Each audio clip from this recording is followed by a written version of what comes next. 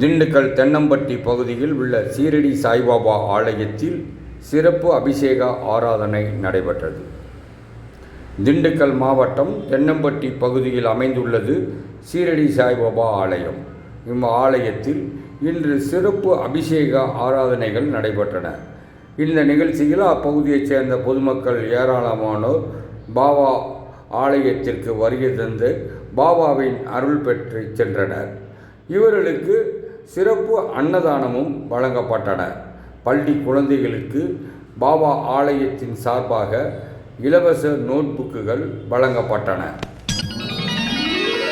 Saibaba Saibaba Sainatha சாய்மாதா Sairam Sairam.